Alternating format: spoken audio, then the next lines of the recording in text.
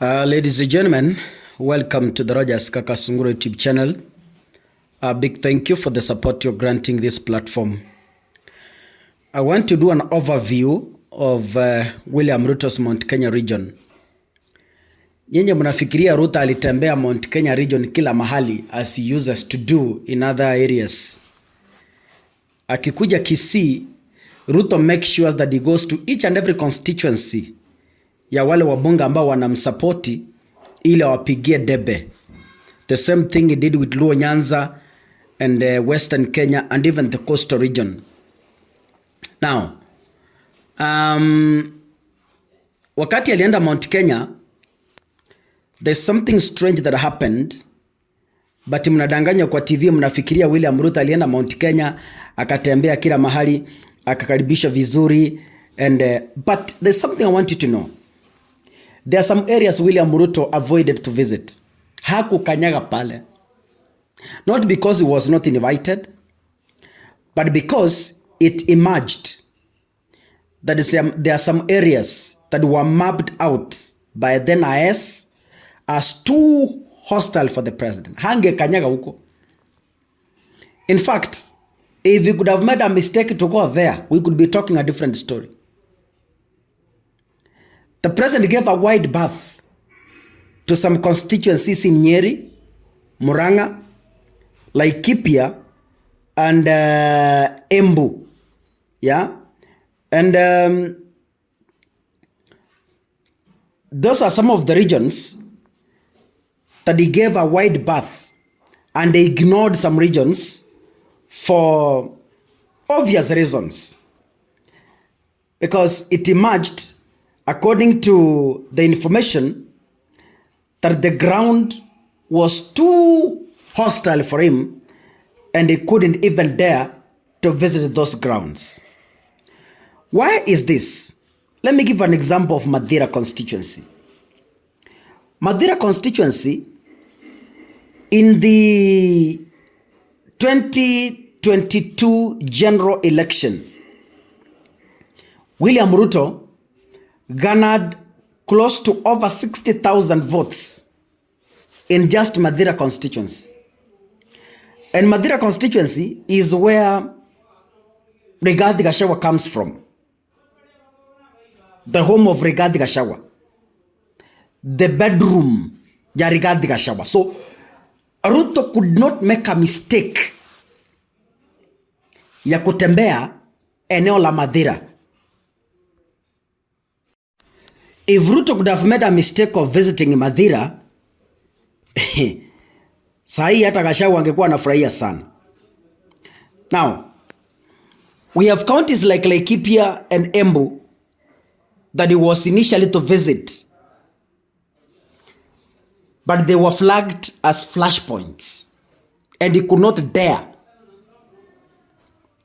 Angeweza, actually in Madira, William Ruto scored 63,715 votes. 63,715 votes.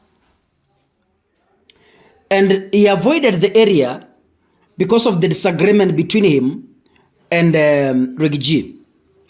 The presence of MP Eric Wamumbi in Dr. Ruto's entrance on Saturday, was equally interesting because he was not allowed to address the crowd in Nyeri and Othaya towns. And sources said it was deliberate to avoid humiliation. He was not even given a chance to speak.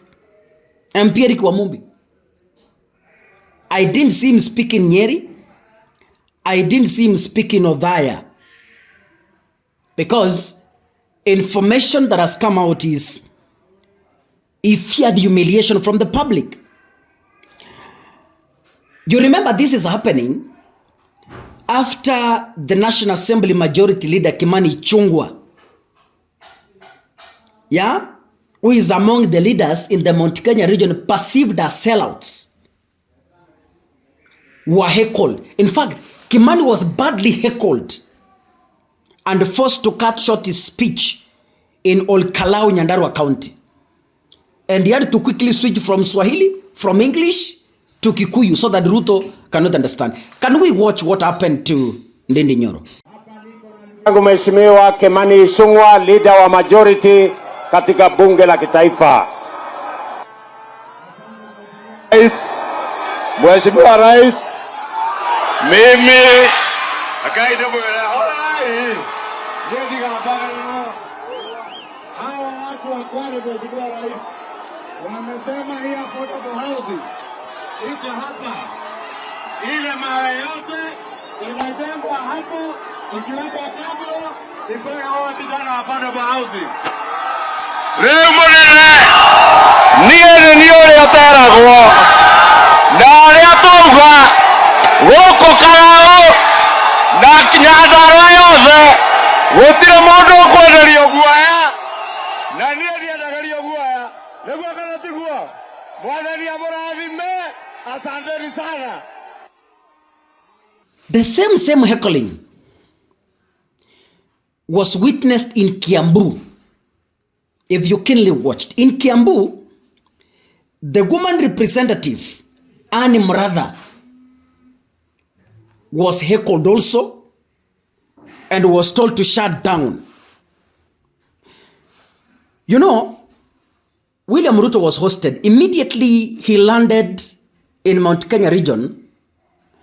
The local media houses came together and from the interview, William Ruto had outlined several development projects he had initiated in Mathira and said that he was going to inspect them in Mathira. But he did not visit there. One of the key projects was to commission a fresh produce market in Karatina. Yeah? And you know, that didn't come to pass.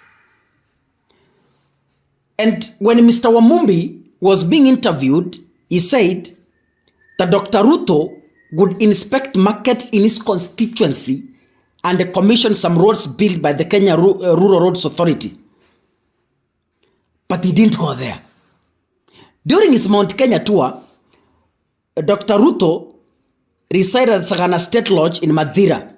Just a walking distance. Imagine, State Lodge was in Mathira, a walking distance from the famous Wamunyoro village, the rural home of the former Deputy President Rigathi Gachagua. But imagine waking up from Mathira to go in other constituencies, and William Ruto didn't even make a stop in Mathira. He instead visited Kieni, and he left Mathira locals with many unanswered questions. And up to now, nobody has responded to those questions, but we know from the information reaching our desk, we know it was deliberate kwa sababu angepigiwa kelele. Yeah?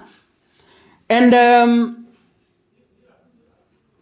the entry point in scaling the mountain was only like Laikipia County, the home of the former Mungiki leader Maina Njenga and the service party leader Mwangi Kiunjuri. And they were both tasked to mobilize crowds. And by the way, Mr. Njenga don't make a physical appearance. Mimi sikumuona mahali. Sababu watu walisema yeye ndiye sijui alifanya nini, yeye ndiye alisema nini. But he didn't appear. Yeah? And this creates a very strong signal that the Mount Kenya region has shifted from William Ruto and the ground is becoming hostile for him. You remember, there was an article on the papers. Was it yesterday or Saturday? I think it was on Sunday yesterday. William Ruto's costly Mount Kenya tour. Alienda huko na pesa.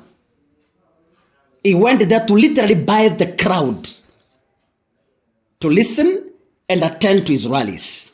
And that is how serious the Mount Kenya region has become against the very same William Ruto is supported. In a constituency mahali alipata 63,000 votes. Hakukanyaga huko. That's a very serious issue. But anyway, we shall keep watch to see what is happening. God bless you, ladies and gentlemen. See you in the next episode. Asanteni sana.